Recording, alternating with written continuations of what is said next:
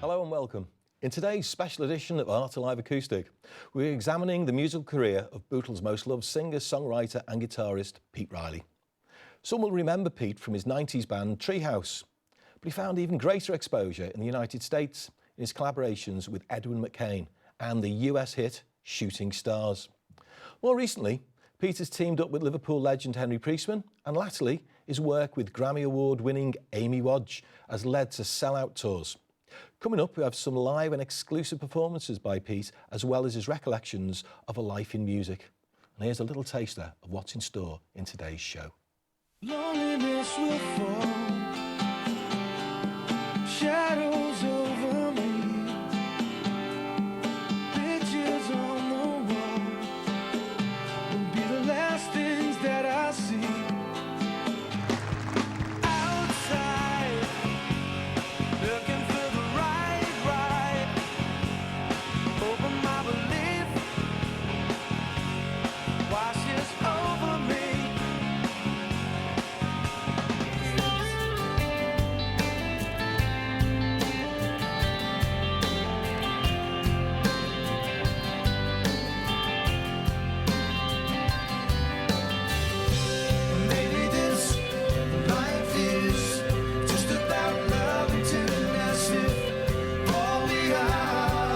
Played a show in Atlanta with the orchestra, the symphony, and that was a bit special because I'd never done that before.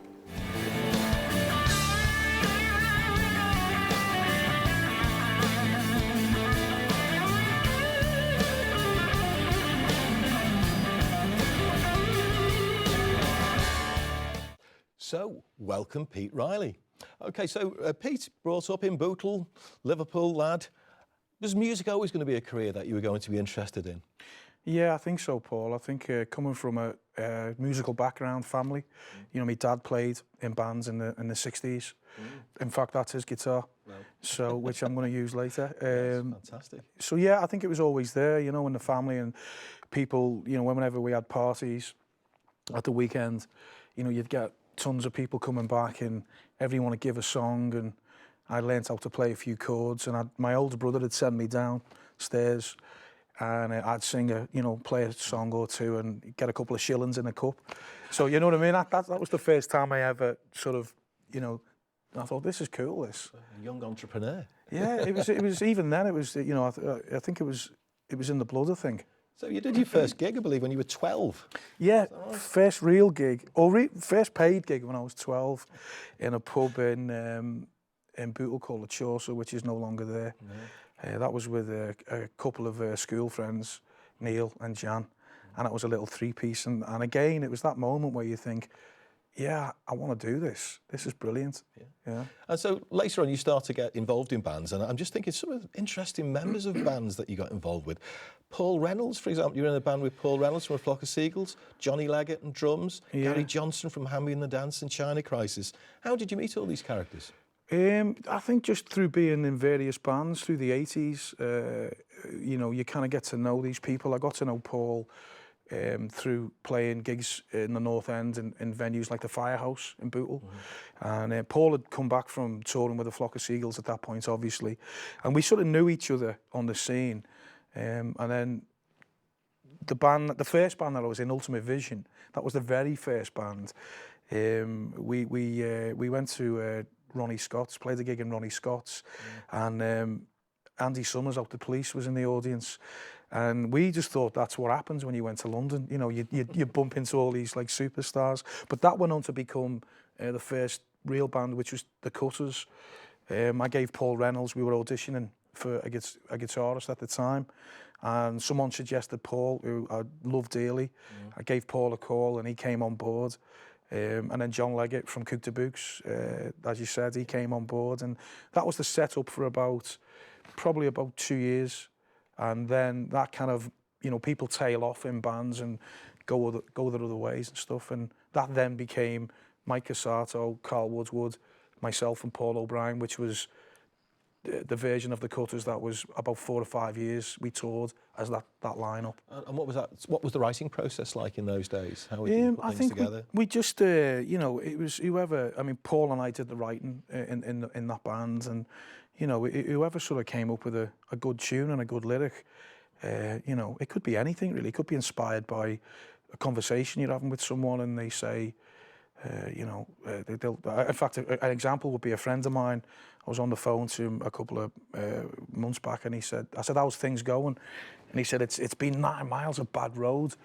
And I thought, that's a great title. So as I'm kind of sympathising with him on the phone, I've got my pen and my paper, and that went on the first Amy Wadge, Pete Riley album. So there's a song that, to me, that sort of song is all in the title. It sort of almost sort of writes itself. Yeah.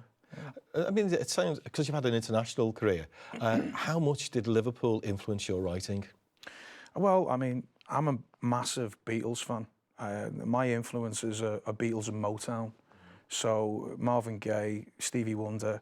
I mean, I know they're all American, and Donny Hathaway, people like that. But on a Liverpool scene, it's always the Beatles. It's cliche, but I just think they're incredible.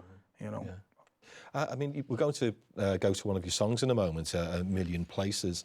Can you tell us a little bit about the writing process that went on to produce this song, A Million Places? It was funny because you know, this is kind of jumping forward with Treehouse when we signed to Atlantic, and the first single was a song called Daddy Inside, which had got about 60 or 70 ads on radio stations. Because unlike the UK, which has got you know, Radio 1, Radio 2, and a couple of other key stations, in America, they've got hundreds of radio stations.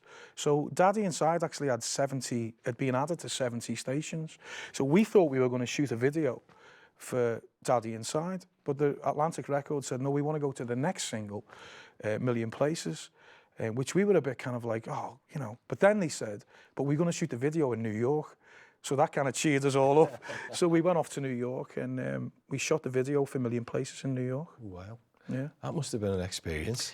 It was, I mean, at the time it cost £70,000 to shoot the video, which could have bought the whole street that I lived in at the time, you know. So it kind of puts it in perspective. Now people will, you know, grab a camcorder and or you know, a digital camera and come up with great, you know, videos and stuff. But back then it was still in the days of things costing a lot of money, you know.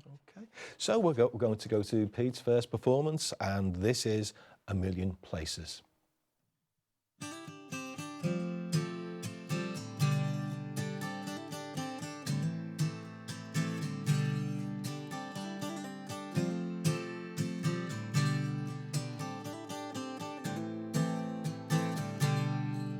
Loneliness will fall,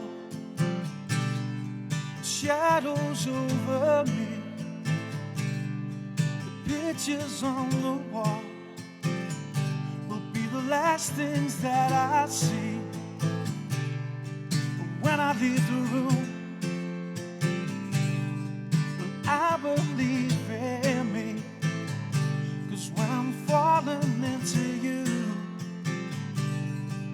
falling into me. It's the light that falls a million places at once, and I could never belong to no one.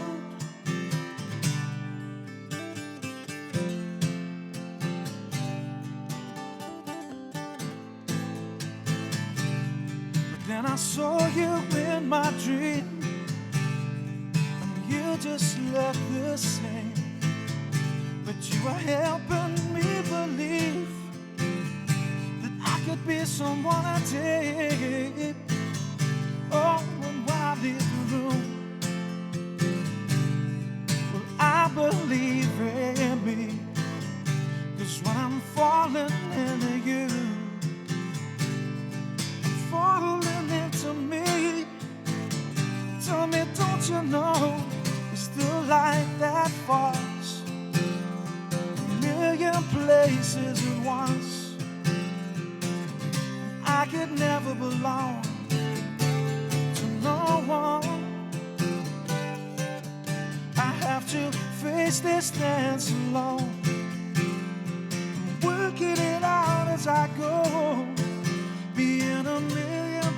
places at once to no one.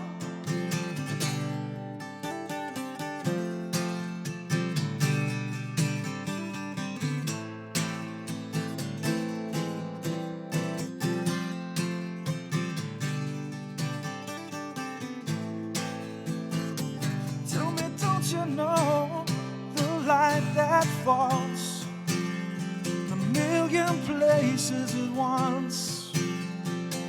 And I could never belong to no one. I have to face this dance alone, working it out as I go, being a million places at once for no one, to no one.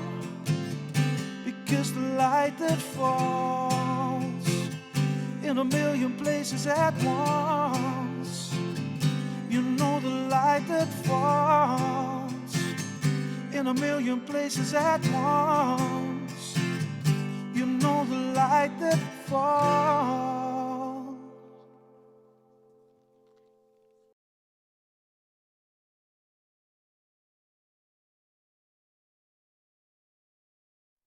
And welcome back to part 2 of Arts Acoustic and our look at the career of Pete Riley.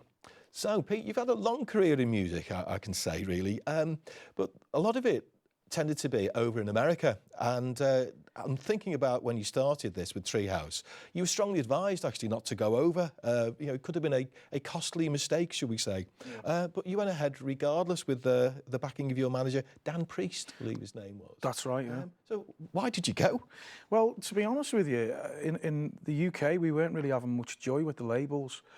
You know, Dan, our manager, as you mentioned, he'd go down and have meetings with labels and stuff, record labels, and they'd all say the same thing. They'd say they sound kind of, they've got a British vibe, but they've also got an American sound to them. So unless we kind of, you know, Atlantis reappeared, we had to go over to America. We decided we'll go over to America and we'll try, you know, we'll try our hand there, which is what we did. And the initial tour was about, we were there about 6 to 8 weeks.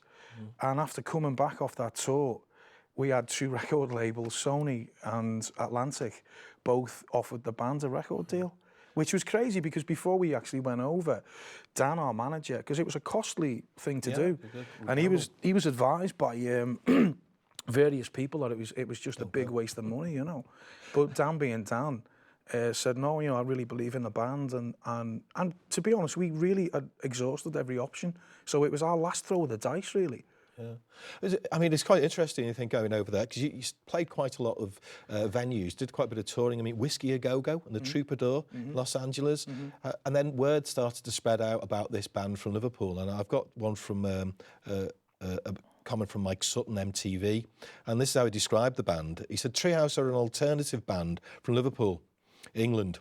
as though we didn't know it was from England. That had roots in the North Carolina scene. Yeah. That spawned Hootie and the Blowfish. The result was a group that was half Hootie, half American rock, and half Oasis Britpop. Wow. Led by Pete Riley, vocals, guitar. Treehouse lived a while in North Carolina, which was where they became friends with Hootie and the Blowfish. Then, out of the blue, on a scheduled day off, I believe you were invited to play an impromptu gig at a bookstore on Sunset Strip. That's right. We had about, there was a bunch of shows, and I think we had like 2 days off on the whole tour. And our tour manager at the time, Ian Edwards, suggested that we go play an acoustic show. So we just wanted to play as many gigs as we could, you know. So he turned around and said, there's a store called Borders Bookstore where you can go and play acoustic gigs. So we went down there and we set up.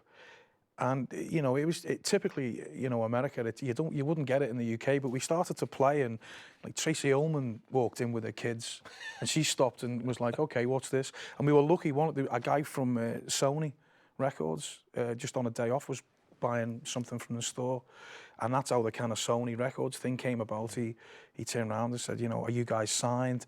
You know, I'm from Sony Records. And at the time we were like, yeah, whatever, you know. But that went on to, they were one of the labels that became seriously interested in the band. So it's not the type of thing you get Waterstones if you were in Not Liverpool, really. Not really, no. So you eventually you decide to sign there with Atlantic, is that right? We came back from we did the whole US tour, which as I say was about 6 weeks to 8 months. We got back to the UK and 2 labels. The very last show in the US was at the Whiskey A Go Go, and that was where we invited all the labels. The whole tour was gearing around that, and that was a story in itself because amps blew up and everything. Everything that could possibly go wrong on that gig went wrong. However, we still got offered 2 record deals. So despite the disaster, you were still... Despite the disaster, I think an amp blew up in the first song. Paul's bass, something snapped on his bass. It was just crazy. It was one of those crazy things where you go, if it could go wrong, it went wrong. But Atlantic, and we arrived back in the UK, and our manager Dan said, we've been offered 2 record deals, and we couldn't believe. We thought he was joking because we'd been going for, at that point, through various kind of names and lineups. The band had been going 7, 8, 9 years. So to go to America and do less than 2 months, it was like an almost fairy tale, you know. I guess. Well, you know, again, you release Nobody's Monkey on. It's the first album on Atlantic Record. Yeah. I've got a review from this one, and it says Treehouse offers an interesting mix of roots rock and Britpop. Nobody's Monkey sits in the awkward position of being between Hootie and the Blowfish and Oasis. Do you think that's a fair assumption? I'm not sure. I think we were probably influenced more by American bands and American sounds than British sounds at the time. I mean, the whole Britpop thing, I wasn't mad on, if I'm honest. So, I mean, I liked some of it, but the Oasis thing, I'm not sure where that's coming in. Maybe it's just because we're from Liverpool, the UK. But I think I can get the Hootie thing because we did have an Americana sound. I mean, in the UK, we'd get compared to bands, like Delamitri, who again had they had that rootsy kind of, lap steels, mandolins, banjos. We were kind of using those. All those instruments are on Nobody's Monkey when no one, at the time, they were kind of, you almost had to kind of like lie that you were using a banjo because they'd be like, what, you're putting a banjo on your album? But we loved all that sound, you know. I didn't see the Oasis bit, but of course, All Music Review by JT Griffith in the States obviously did. What was the feeling in the camp though at this point? You're releasing your first album in America.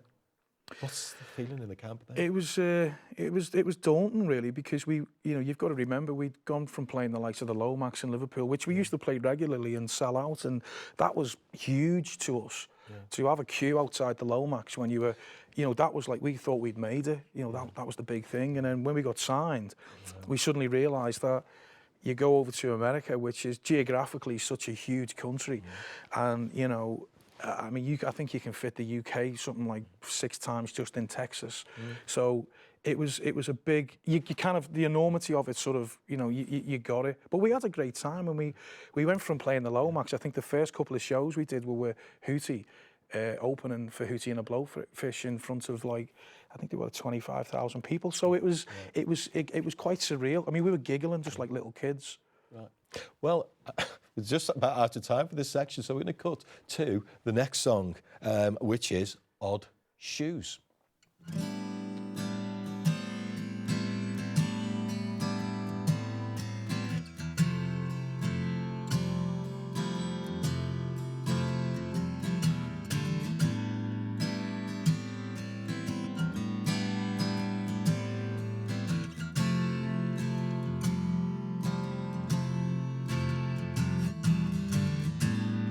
Boy in the photograph, where are you now?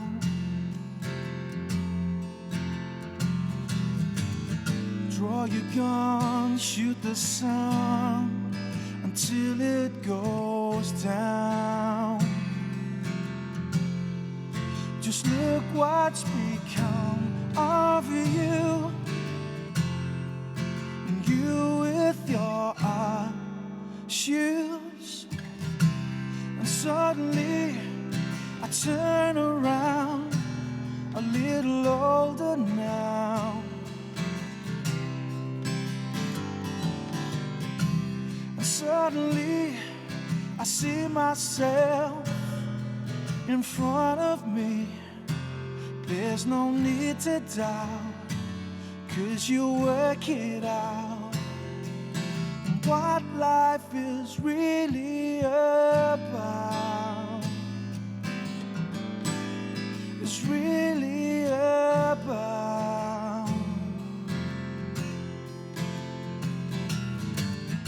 Little girl spinning round, where are you now?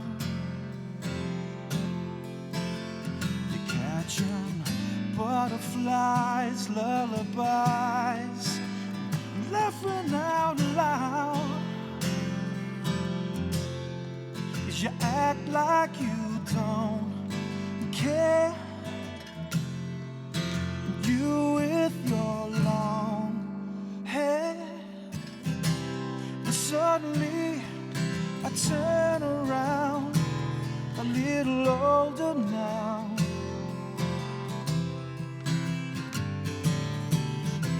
And suddenly I see myself in front of me. There's no need to doubt, you'll both work it out. What life is really about. Ooh, you keep changing. Ain't nothing I can do. Ooh, you keep changing. You act like you don't care. You with your long hair. And suddenly I turn around, a little older now.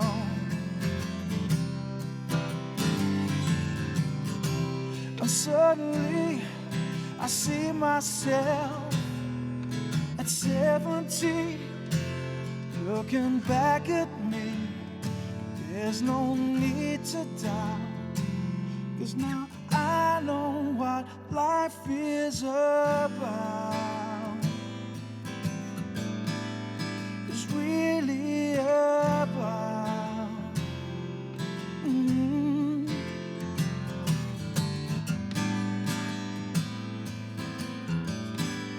It's really about.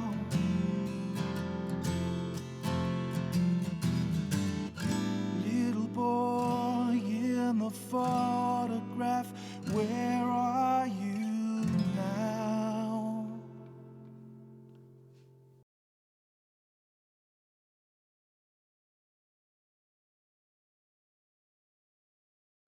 And welcome back to part 3 and a look at the career of Pete Riley and the period where he goes on to huge success in America with Edwin McCain.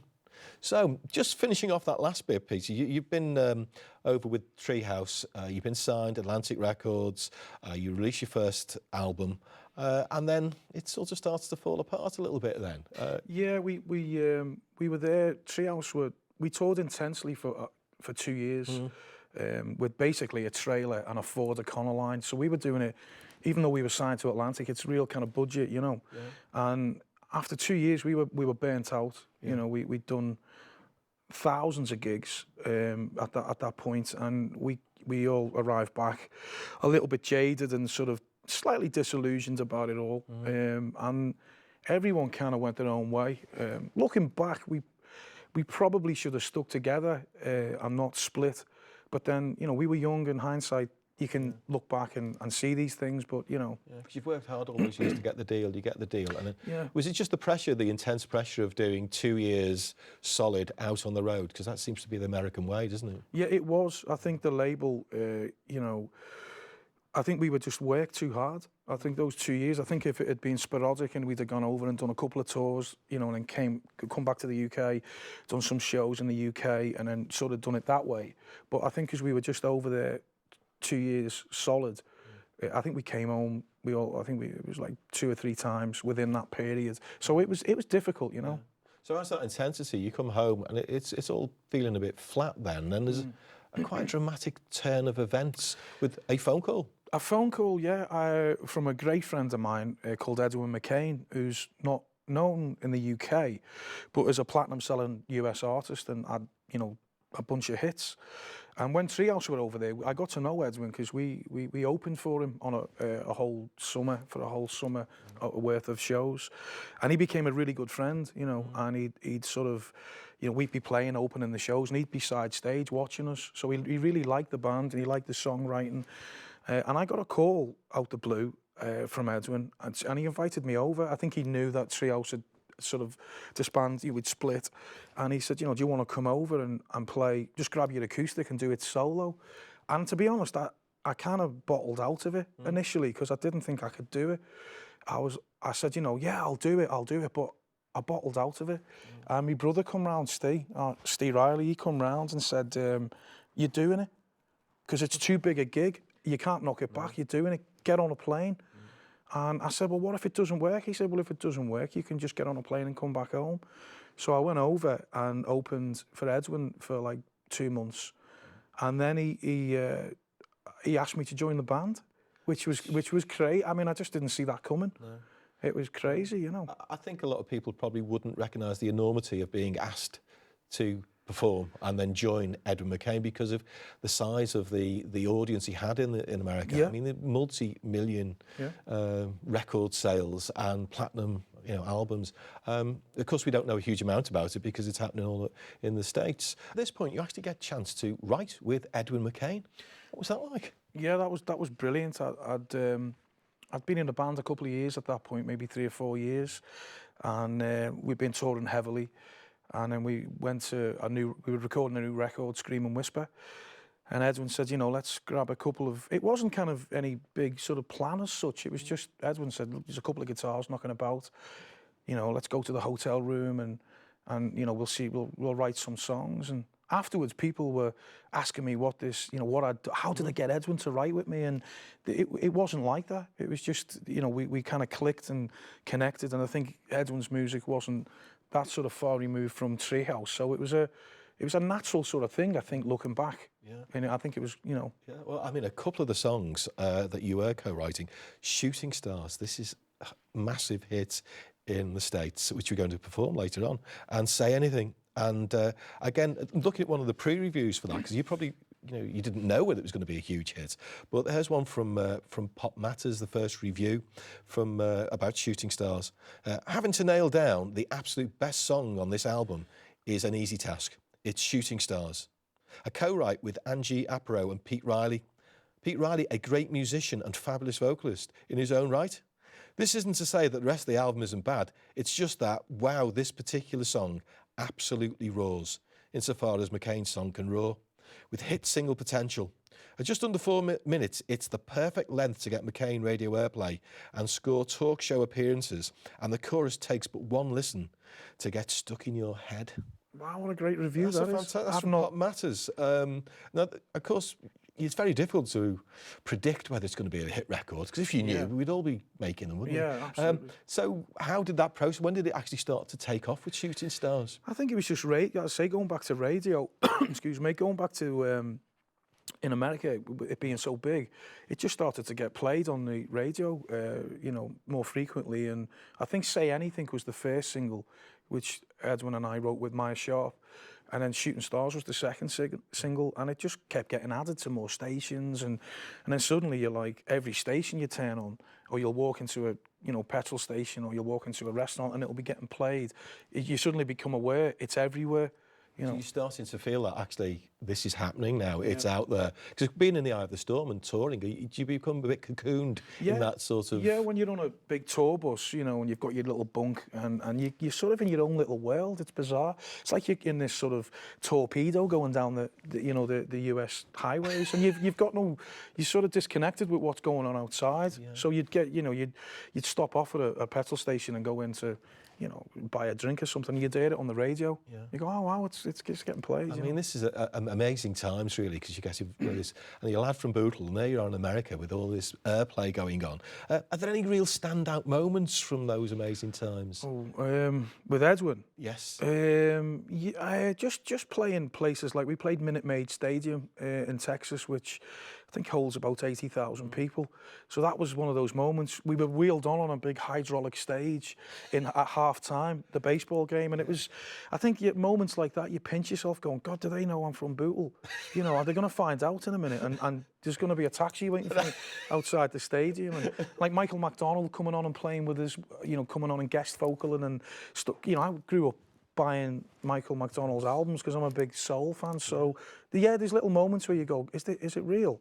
Am I going to wake up in a bit or what? And there's one video online about with an orchestra. Where was that?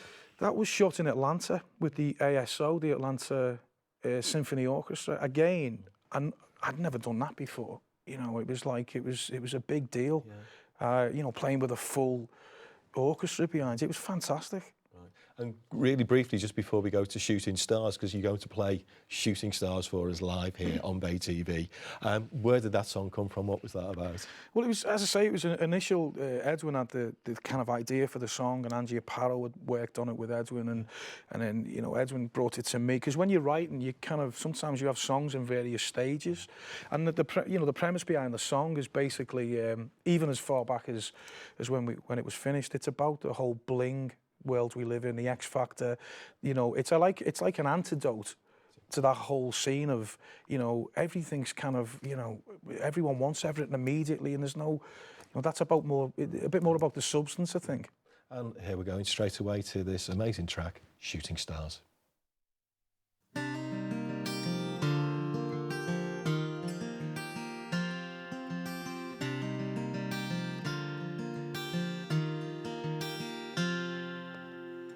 Keep our love in a plain brown box. Keep it tied with a simple lock. Hold it close, cause it's all we got. You think it's ordinary, but it's not. In a world that's starting to fade, a little love could pave the way. So keep it tied with a simple lock. You think it's ordinary, but it's not. Or maybe this life is just about love and tenderness. If all we are shooting stars, or maybe we can't fight all of this pain and loneliness. If all we are shooting stars, I'm tired of hearing about the bling bling. We're so concerned with material things. It's all cars and diamond rings. But do you think it's gonna ease your sting? Cause that's a hole that you can't fill. Velvet rope overkill. Free your mind and let your heart sing. But just remember that they're only things. Cause maybe this life is just about love and tenderness. If all we are shooting stars, or maybe we can't fight all of this pain and loneliness. If all we are shooting stars. As I used to live by the minute, but I was too blind to see. I found the strength to admit it, and now it's all I believe. Please believe. No, no, no.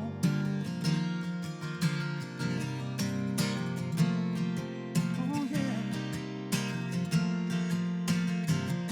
'Cause maybe this life is just about love and tenderness. If all we are shooting stars, or maybe we can't fight all of this pain and loneliness. If all we are shooting stars, yeah, yeah. We're just shooting stars. No, no, no.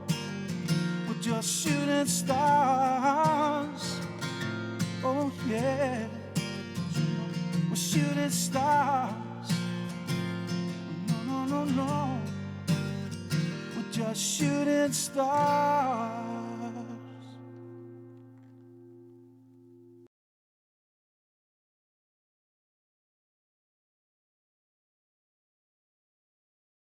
Okay, welcome back to part 4. We'll be discussing life after success with Edwin McCain with our guest, Pete Riley.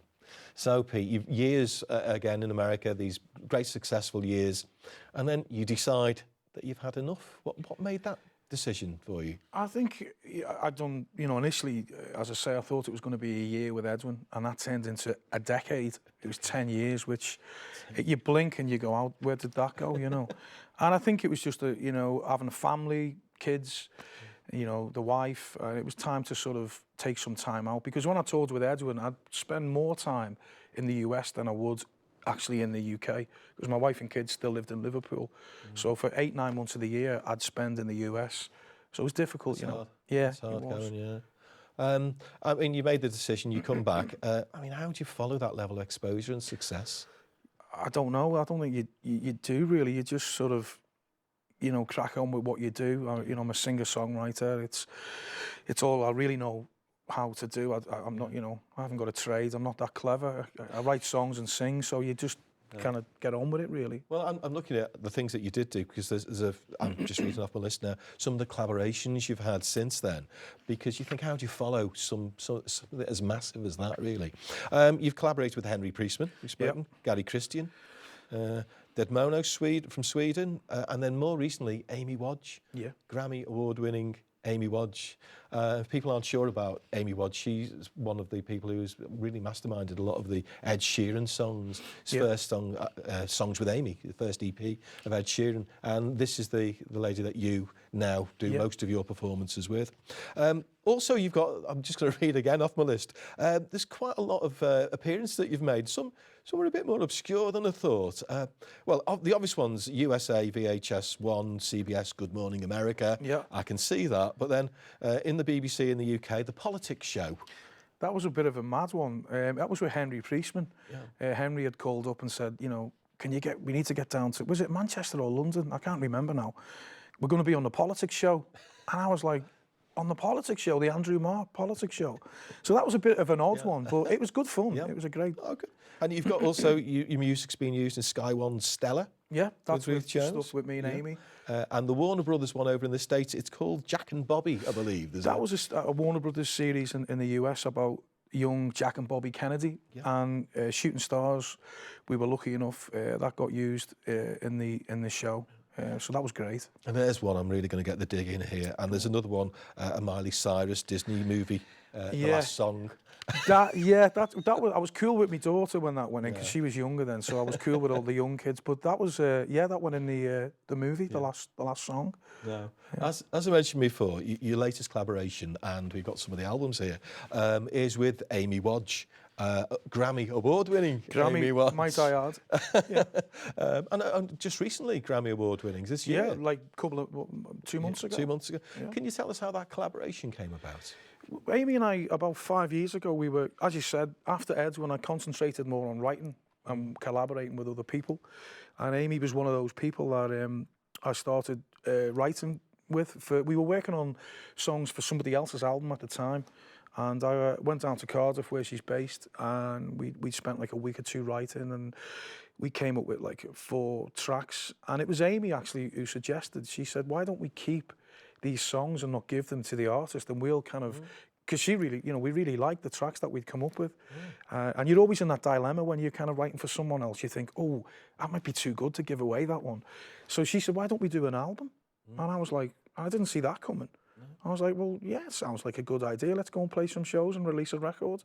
3 albums later, fantastic. I'm still here. I've got one of the reviews from the album. This is from Blue Doodles. Okay. And they say, if you think bygones are yesterday's newspapers to wrap your chips in, then think again. Bygones captured by Grammy Award winner Amy Wadge and long-time musical partner Pete Riley have redefined the word. Every song written by this stunning partnership has an emotional backdrop. The songwriting selects and captures the words and phrases so that life is held within the art of a 4-minute song. Picking up where Afterglow finished, in the artwork in shades of blue and green reflected in the tone of bygones. Amy and Pete are a duo who meld into a single entity.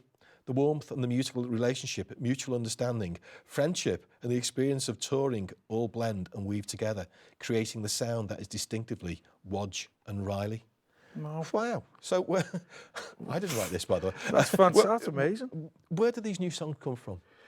I think now, at sort of the age sort of where I'm at and where Amy's at, we've kind of both been through the whole record deal and, you know, when you're in your 20s and stuff. So, as I say, when you're writing about different things, then now we're kind of drawing on a lot from our families, you know, from our kids. Amy's kids are a bit younger than, well, a lot younger than mine. But for example, a song like Odd Shoes, which is on the new album, that's about Pete Jr. When he was 3 and he'd wear all these kind of crazy clothes and he wouldn't go out the house unless he had a blue welly and a yellow welly. So you're drawing on things that are relevant now, you know.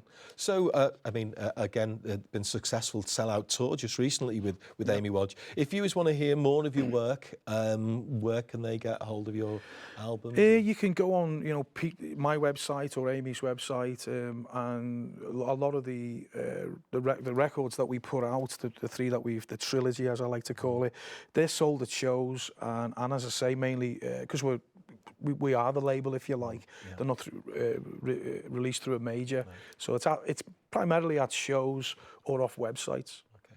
Well, we're going to finish with one of your songs off this album. This one is called Troubled Man.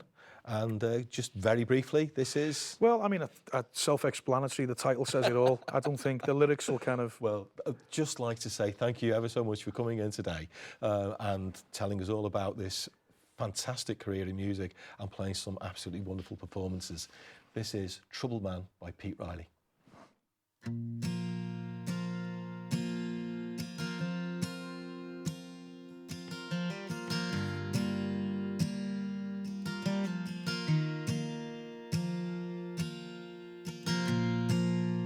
I've looked into my soul and I can't cry no more. No, I can't cry no more. It's the emptiness I hold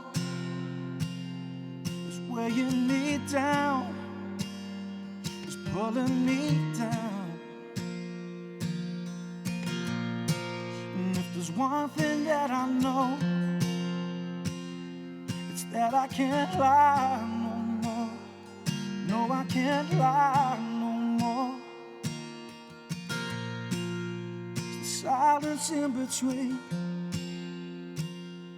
is raining on me, it's raining on me.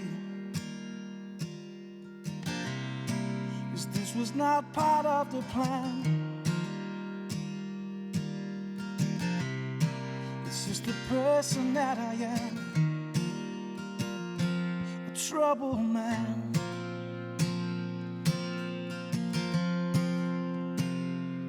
Troubled man.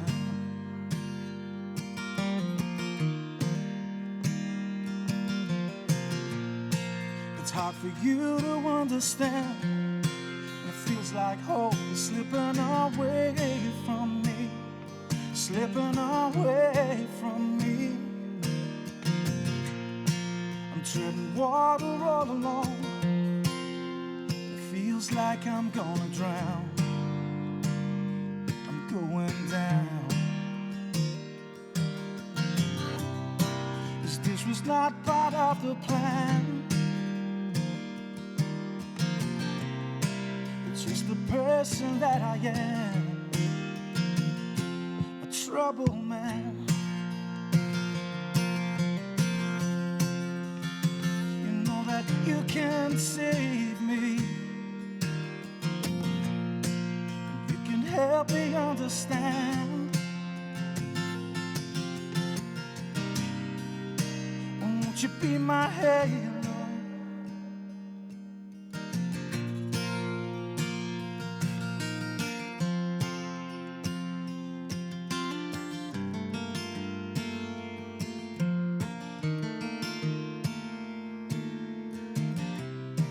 Cause this was not part of the plan. just the person that I am, a troubled man.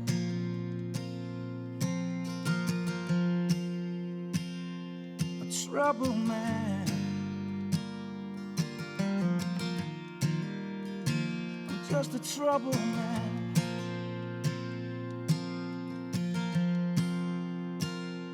A troubled man.